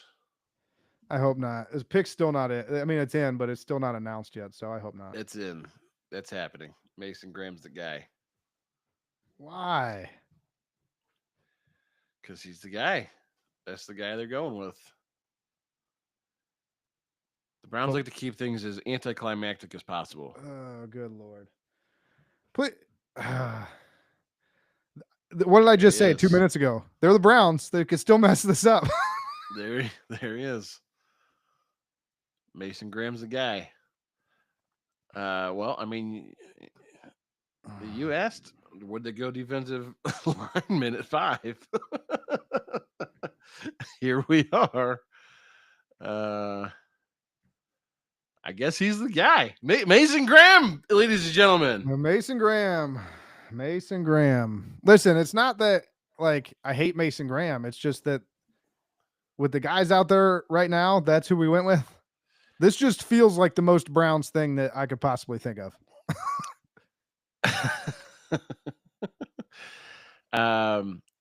Look, here's what this signals to me. This is a defensive tackle that just went number 5. Here's what this signals to me. They know this year is shot. They are stocking up developmental picks. They're going to try and load this team for the next 2 to 3 years. That this year is not going to be an exciting year of Browns football. They're not expecting to win. They're trying to get plug gaps here now. And so I wouldn't be surprised to see a lot of interior linemen here early in this draft. I don't think you're going to see a ton of like playmaking guys, big name guys. They're going to have to pick a quarterback at some point still. But I think this signals the reality of where this team is. And the comments coming in right now. Let me just read the last 3. I love his tape, but didn't want Mason Graham here. Wanted the Mizzou offensive tackle. Browns would go defensive tackle at number 5. The Bone Man has chimed in. He's not mad. He's not mad. I'm not mad is the quote. Thank you, Bone. Ever stoic. He just no elaboration. You know what I think is going to happen? What? We've got 2 first-round picks next year. We're going all in on Arch Manning. That's the game plan. Is that it? No matter where we end up in the draft, we're like, no, we are number 1. I think that's the game plan. Next year's the splash year. This year, they're going to fill as many gaps as they can with draft capital they've got and acquired. And then next year, you make your splash and you hope to change the franchise forever. It's just wild to me that that's the plan, because with this bet, Well, I said it's the plan, so it is the plan. You went 3-14 this year. You really think you go 3-14 again, you're all going to be here? Well, it's going to be a rude awakening for Barry and company. Yeah. I hate this Browns draft cap, by the way. With the that's because it's got the dog on it. Darth Vader dog on it. Yeah, you hate the dog. It should have River. Yeah, that's a cool looking dog. Yeah. I do like the pin that they put on it, though. The guitar pin's pretty cool. Yeah, I mean, great. What's Bill Burr doing there? You're so mad about the hat. I'm more mad about the hat than I am about the pick. Here's the deal. This is exactly how I figured I would feel this way at some point tonight. I am just so let down. You would feel bad. Look, Mason Graham's going to be fine. He's going to be a good player. He'll be a good player for the Browns for the next 8 to 10 years probably. Here's the problem though, is to your point, we needed starters right now. That's fair. That's a fair assessment. Mason Graham's probably a starter right now. The problem with that is defensive tackle was not one of our top priorities. Well, maybe they're more worried about what this signals to me, because I was talking about Jalen Walker, is that they are far more confident than they're letting on that JOK is going to be playing next year. Yeah, look, I think a lot of that's been hush-hush just out of just respect for him. I think he'll probably be fine. I think if it was truly a career-ending type thing, I think we would have heard about it by now. I think that they're pretty confident that he'll be back. The question is just, I mean, he's lost a lot of time, and he's going to have to really rehab and build his strength and speed back up, and it's just harder to do as you get older. But yeah. Look, here's what I will say about Mason Graham from Michigan. He's a Cleveland Brown now, so all of our Ohio State diehards, like, you can miss me with the whole Michigan everything. Like, it's a different level. You're in the NFL now. It doesn't matter where you went to school. But I'm certain that will be a talking point on a number of shows going forward for the next several weeks. Is we gotta like this Michigan guy. Let's just drop that now. He's a Cleveland Brown. Yeah, I'm kind of with you. As much as I talk bad about Tom Brady, he was never a Cleveland Brown. Once they get to the NFL, like, it doesn't matter where you went to college, to be honest with you. Like, Ashton Genty's gone at 6. I'm surprised by that. I thought, and just so we're keeping track here, the Shedeur Sanders plummet has officially started.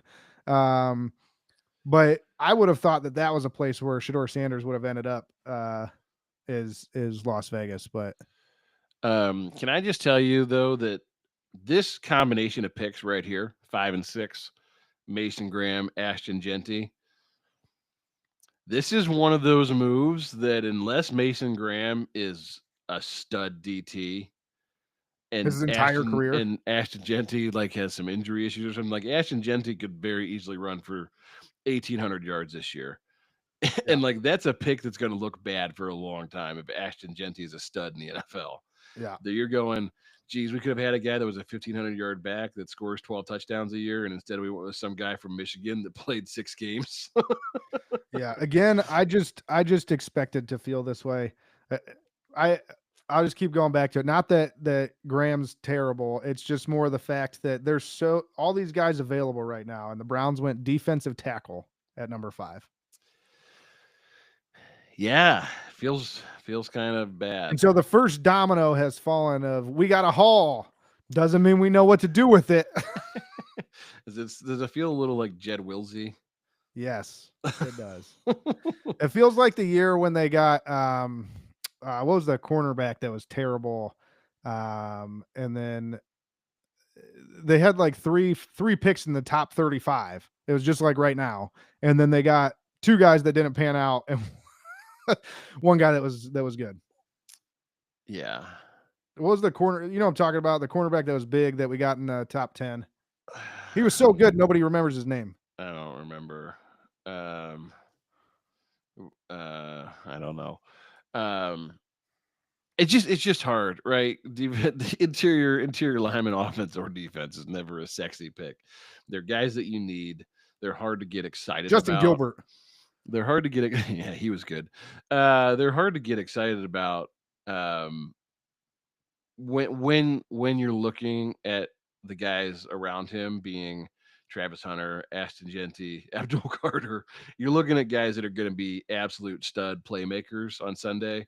And then here's a guy that's job basically is to muck up the middle of the field. Yeah.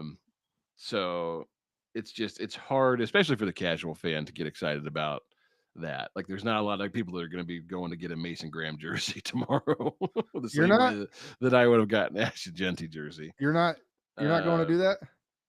But yeah, I just my concern is, like, where does this pick leave us 3 years from now? And we don't know, right? Maybe Mason Graham becomes the best defensive tackle. Maybe he's Aaron Donald. Maybe. Maybe he's the greatest thing we've ever seen.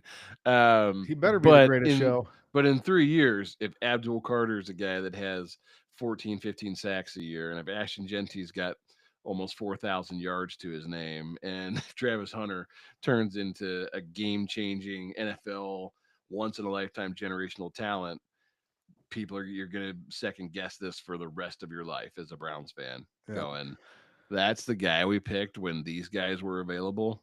Yeah. Unfortunately, I've been a Browns fan long enough that I know that that's what's going to happen. That's that's exactly what I was expecting to happen. It's just something that would not excite anyone. Yeah. Kenny, do we have anything on the hot take hotline? We get anything in? No.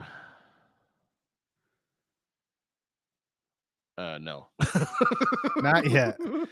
Angry Bobby was I think he was ready to call, but I think he also is probably forgetting where his phone is right now. Angry Bobby, we love you. Where's Timmy, Angry Bobby's other son? He's running their social media right now. He's actually commenting online. Is he? Yeah, but I just let me just remind everybody again to call the hot take hotline. Number there, 330-227-8080. We're getting ready to sign off here. There's not really much to talk about. I mean, if it would have been a bigger name, we would have had a lot to talk about. It's Mason Graham. He's a defensive tackle. He stops the run. Good job. Yeah, I think the hope is for a lot of us that maybe they'll move back into the 5th round and make something sexy happen here. Did I say 5th round? Move back into the 1st round. I'd be so happy if they got back into the 5th round. I don't even know what I'm saying anymore. This pick honestly kind of feels like the way the Browns season went last year. Yeah, like I was so excited, from, and it was like and excited to like stinker. Look, and I don't even hate the Mason Graham pick, right? Like, I'm not trying to like shit on Mason Graham.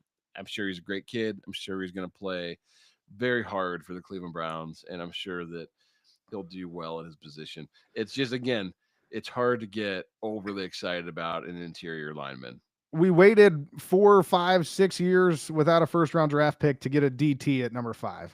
To go Mason Graham, to get a guy that most people are not going to have any idea even is on the field. Right.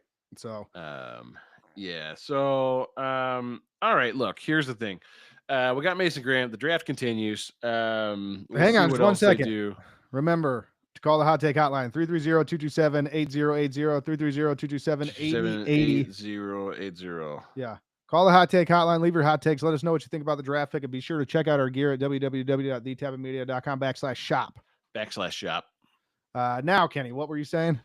Oh, I was just saying, I was kind of setting the stage for the rest of the year, right? So, obviously, we've been gone for a little while. We've been kind of in off-season mode, getting things ready to go for next year, some new sponsorships and things, obviously, for our giveaways, which we're excited about. So, working on a bunch of new things for this year. Can't wait for the season to get started.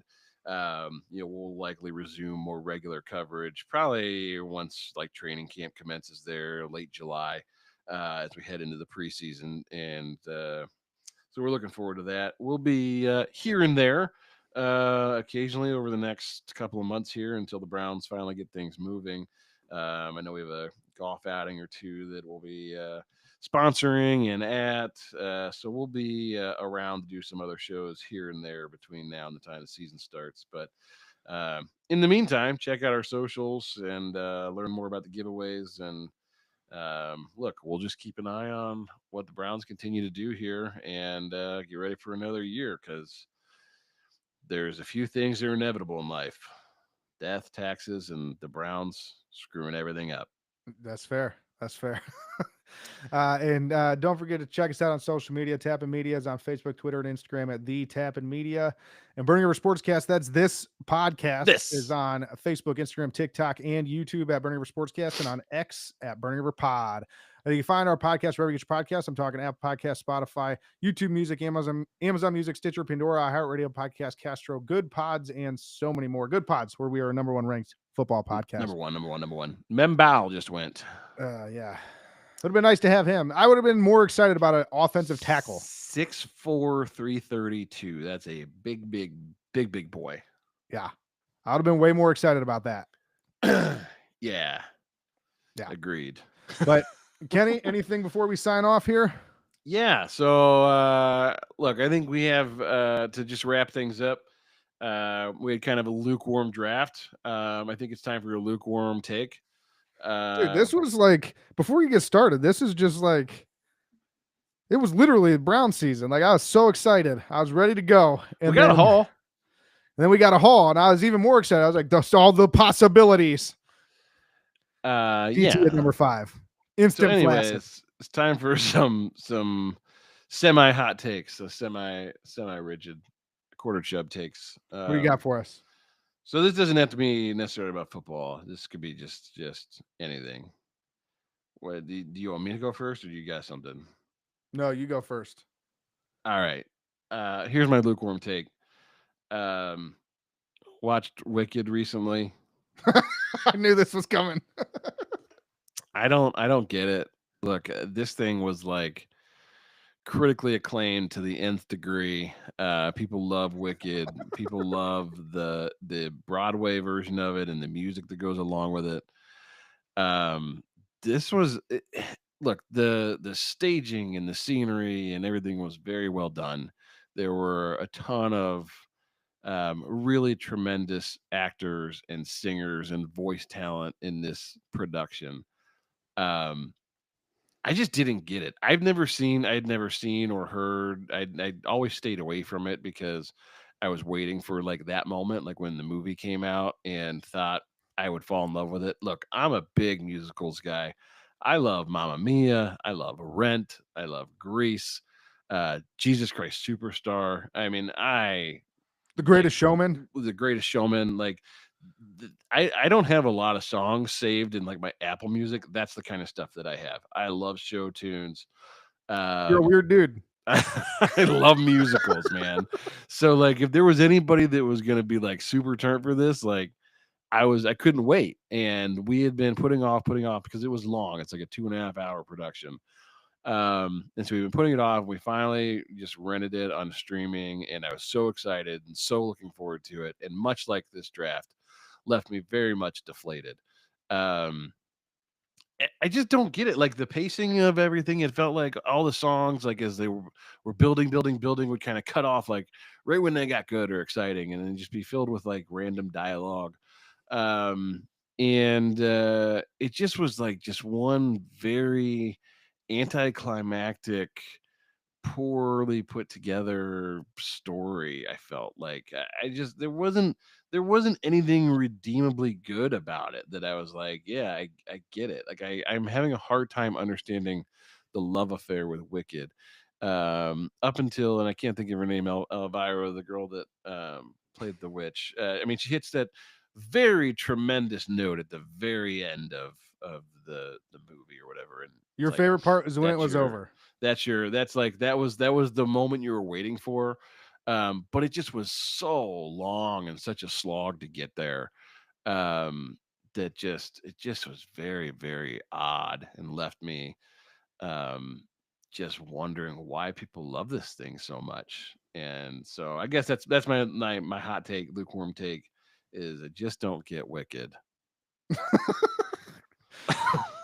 That was a long way to go. Your review, like the movie, was long and winding. Down the yellow brick road, my friend. Yeah. No, I mean, It's pretty lukewarm because not that I love Wicked. I think Wicked was pretty good, but I mean, you know, different strokes for different folks. You just didn't like it. That's fair.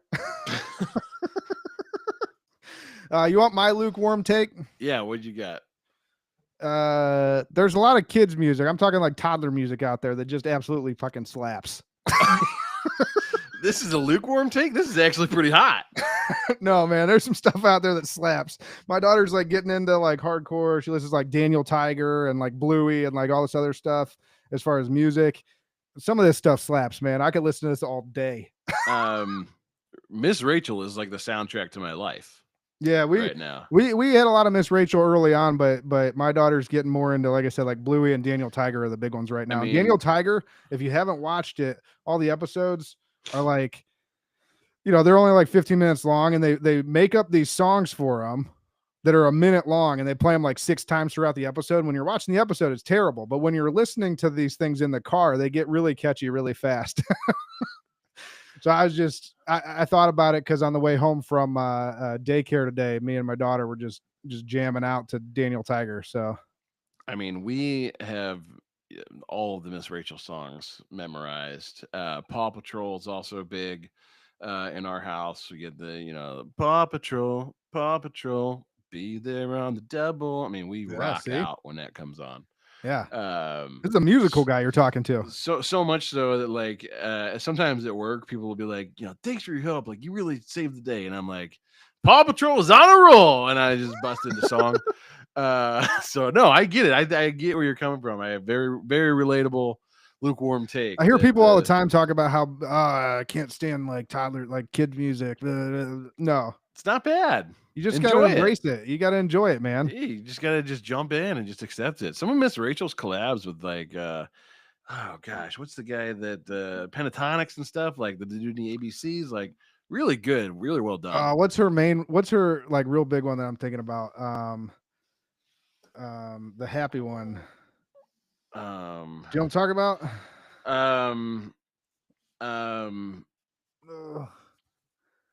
Happy. See, it's on the tip of my tongue. Yes, I know what you're talking about. Hang on, I'm getting there. There's so many good ones. I'm so happy. I'm so happy. Yeah. So Jump, clap. happy. Yeah. Yeah, slip slap. Yeah. Yeah, see, Mr. Sun, yes. Mr. Golden. Don't get me Sun. started. We're supposed to be signing off right now. A lot of good stuff. All right. Anyways, Mason, ladies and gentlemen, Mason Graham for the first time as a Cleveland Brown.